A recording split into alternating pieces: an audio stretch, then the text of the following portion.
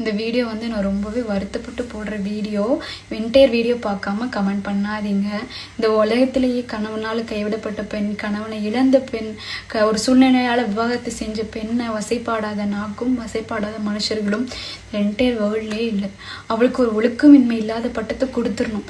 அவ தானே, அவ வீட்டுக்கு யாரெல்லாம் வந்துட்டு போறாங்களோ அவ தானே, அவ ஒழுக்கமே இல்லை, அவ தனியெல்லாம் இருக்கா, அவ எத்தனை பேர் கூட பேசுறாளோ அந்த வார்த்தையை ரொம்ப ஈஸியா அவளுக்கு ஒரு அந்த பட்டத்தை, அதான் ஒழுக்கமின்மை இல்லாதங்கிற பட்டத்தை கொடுத்துடணும். அவ்வளவுதான். அவளுக்கு சப்போர்ட் கொடுக்க மாட்டோம், அவளுக்கு பாதுகாப்பு கொடுக்க மாட்டோம், அவளுக்கு ஒரு நம்பிக்கையில நாங்கள் கொடுக்க மாட்டோம். ஆனா இந்த பட்டத்தை மட்டும் நாங்கள் கொடுத்துருவோம். ஏன்னா அவ தனியா இருக்கல, ஒரு தனியா இருக்காங்கிற நிலைமைய நினைச்சு பாருங்க. ஒருத்தவங்க கைவிடப்பட்ட நிலையை நினைச்சு பாருங்க.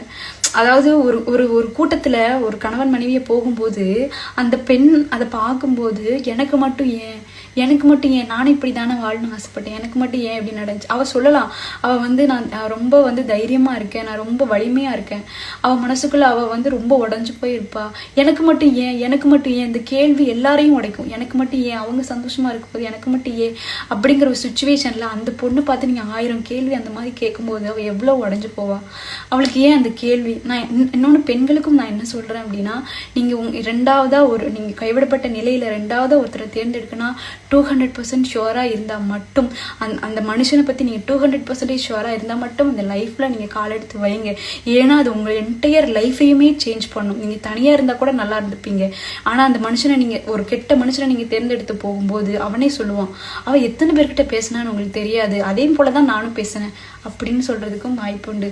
அதனால் நான் என்ன சொல்கிறேன்னா, ஒரு பெண்ணையோ சரி, அது எங்கள் அப்பா அம்மா அடிக்கடி சொல்லுவாங்க, ஒரு பெண்ணை பழி சொல்லக்கூடாது, ஒரு ஆணை அவமதிக்கக்கூடாது. அதே மாதிரி தான் ஆணுக்கும் நிறைய இடத்துல நடக்குது. தன் திருமண வாழ்க்கையிலேருந்து தன் மனைவி வேற ஒருத்தங்க கூட ஓடி போயிட்டான்னா அந்த கணவனுக்கு என்னென்ன வார்த்தைகள் நடக்கும். உன் பொண்டாட்டி வேற ஒருத்தங்க கூட ஓடி போயிட்டா, நீ எல்லாம் ஒரு ஆம்பளையா, ஒரு ஆணை பார்த்து ஒரு ஆம்பளையான்னு கேட்கக்கூடிய விஷயம் எவ்வளவு மோசமான விஷயம். அது அவனை எவ்வளவு உடைக்கும். முடிஞ்ச அளவுக்கு திருமண வாழ்க்கையில ஒழுக்கமா இருங்க. அந்த ஒழுக்கத்தை கடைபிடிங்க. கட்டுப்பாடா இல்ல வாழ்க்கை என்னைக்குமே சீரழிஞ்சுதான் போகும். உனக்கு ஒருத்தவங்களை பிடிக்கலையா, தள்ளி இருங்க, ஒதுங்கி இருங்க.